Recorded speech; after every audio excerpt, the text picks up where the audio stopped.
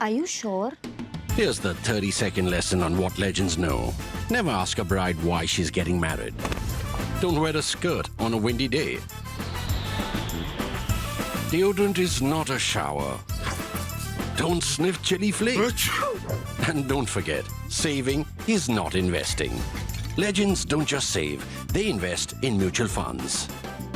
Mutual fund investments are subject to market risks. Read all scheme-related documents carefully. Late one autumn evening in Little India, the scent of Punjabi cooking congealed in the damp London air. Ajaib Singh Bagri calmly blamed the carnage he'd engineered on a delayed flight. 12 weeks earlier, on a brilliant summer morning, Air India Flight 182 had exploded over the Irish Sea, killing 329 people. The bomb he'd planted, Bagri told Tarsem Singh Purewal, the editor of Des Pardes, had been meant to go off on the ground at Heathrow, just a few minutes' drive from the Punjabi newspaper's office in Southall. The Babbar Khalsa leader expressed absolutely no remorse. 12 years later, as the time neared for Indo-Canadian newspaper publisher Tara Singh Hare to tell a court the story he'd overheard at the Des Pardes meeting, an assassin ended his life at his home outside Surrey in British Columbia. 2 years earlier, Purewal, who was Hare's close friend, had also been shot through the heart at point-blank range. There were no witnesses left.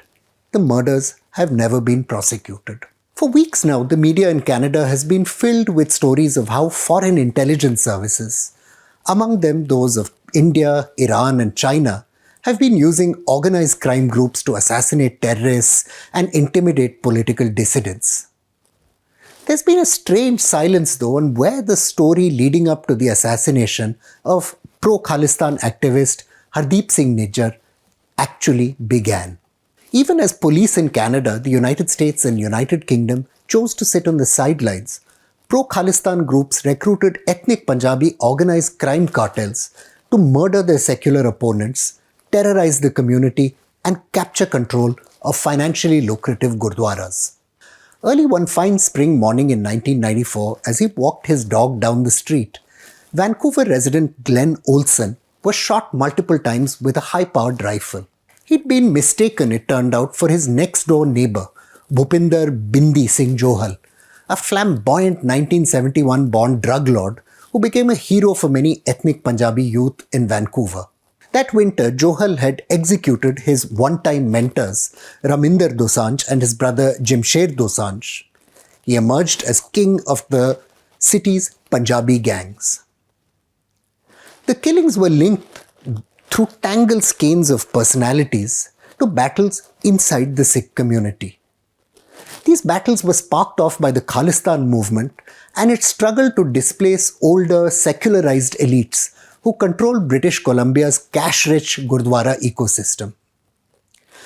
Like many great industrial cities, Vancouver was home to an underworld which was deeply enmeshed with its social fabric, former police officer and criminologist Kieran McConnell has recorded. In 1928, an investigation into a brothel run by the Vice Tsar Joe Celona, linked to the Italian mafia, led to revelations that the mafia had intimate ties to the city's top officials. That investigation was set off by revelations that the brothel allowed white sex workers to serve ethnic Chinese, a moral outrage the community wouldn't tolerate.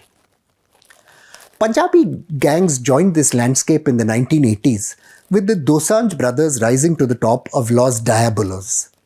Los Diabolos was a gang until then dominated by immigrants from Latin America who'd used their ethnic background and connections to tap into the drug trade. For a generation of disaffected young immigrant Punjabis, the gangs offered a kind of redemptive masculinity, the scholar Manjeet Pabla has perceptively written. Borrowing from protest cultures like hip-hop allowed young Punjabis to assert themselves in opposition to the cultural norms of their parents, as well as to their marginalization in white society. The anthropologist Kamla Nair has described this new culture as the rapization of the Sikh tradition. Even though the ethnic Punjabi gangsters invoked the language of black protest, they came from immigrant families that had clawed their way into the middle class. For the most part, gang members were mama's boys, living at home and coddled by the family. The journalist Renu Bakshi observed that male gang violence was wrapped around and blanketed by patriarchy. From the moment a Punjabi boy opens his eyes, she wrote, his parents hand him the keys to the Porsche of life. In a fit of childhood rage, he will kick and punch his mother as his father and grandmother look on, taking great pride. Ever since the late 1970s, a small circle of neo-fundamentalists, among them the ideologue Talvinder Singh Parmar, Ripudaman Singh Malik, Surjan Singh Gill, Inderjeet Singh Rayat and Bagri himself, began working to eject assimilated Sikhs from the management of gurudwaras in Canada.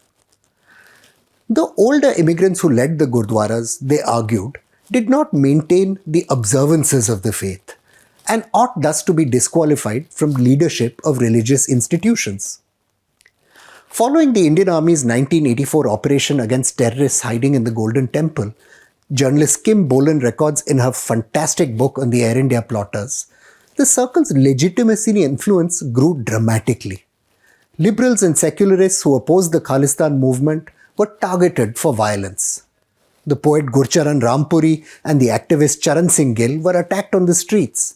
The lawyer and politician Ujjal Dosanjh was hit on the head with an iron rod, leaving him with injuries that needed 80 stitches. Even though police brought no charges in these cases, the links between pro-Khalistan leaders and criminals were no secret in the Punjabi community.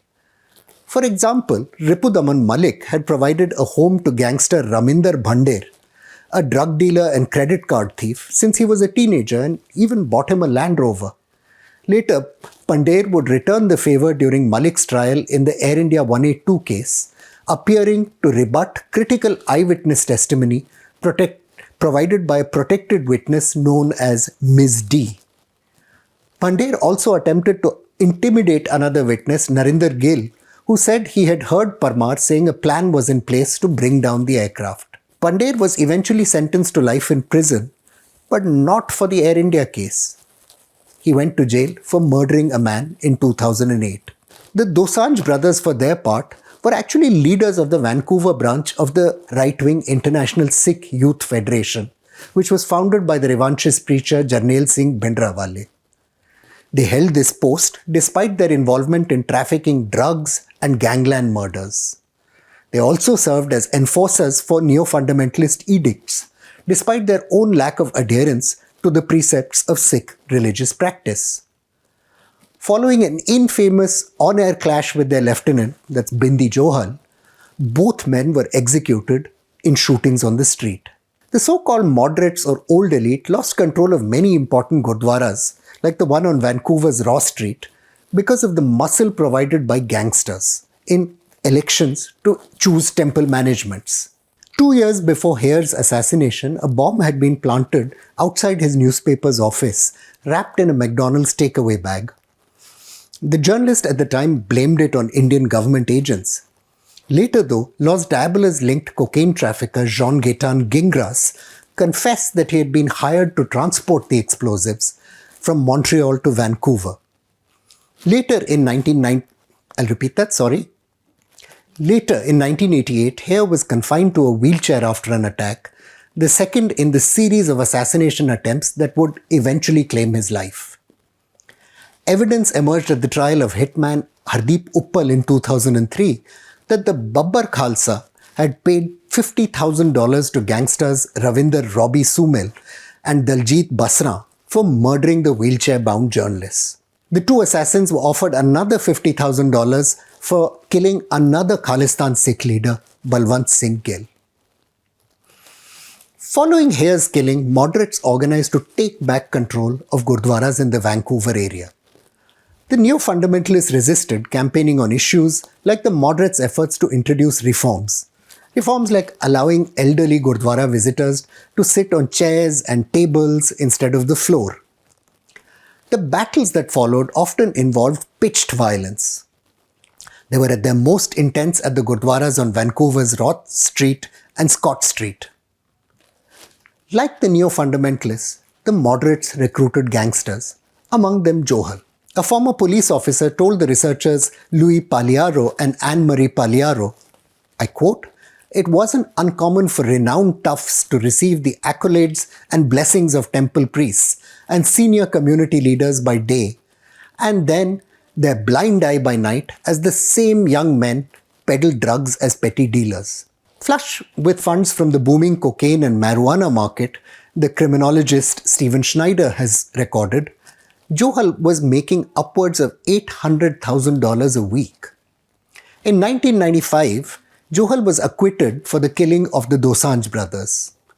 He was let off, almost certainly it's now known, because his co-accused, Peter Gill, was having a secret affair with one of the jurors, Gillian Guess. But in 1998, the cocaine-crazed and increasingly erratic Johal was bumped off by his own gang as he danced at a crowded nightclub. Johal's killer, Bal Buttar, was himself left permanently disabled in a later gangland hit. Hundreds of other ethnic Punjabis, both gangsters and their victims, have died since. The killing continues, and gangs have embedded themselves ever deeper inside the community. Edmonton businessman Bhuta Singh Gill was killed just in April in what is suspected to be an extortion-related hit. Local businessmen have been getting letters from ethnic Punjabi gangs based in Punjab and in Canada. The gangster Harpreet Singh Uppal and his 11-year-old son were shot dead in an assassination reported to be linked to the immigrant gunman who allegedly murdered Nijjar. Like other immigrants though, new criminals continue to flow into Canada, hoping to make their fortune, just like other immigrants. Ethnic Punjabi gangs in turn recruit actively in their homeland. Harjeet Maan, Jasdev Singh and Sukhraj Dhaliwal, held on drug charges in the United States in 2005, were reported to have been huge donors to religious and social events in their native village in Punjab. Gang names today frequently record Punjab village affiliations like Dhakdhure, Sangheda, Mali Buttar. Ethnic Punjabi immigrants and their new homelands are both paying the price. I'm Praveen Swami and I'm a contributing editor at ThePrint. Thank you for watching this episode of Security Code.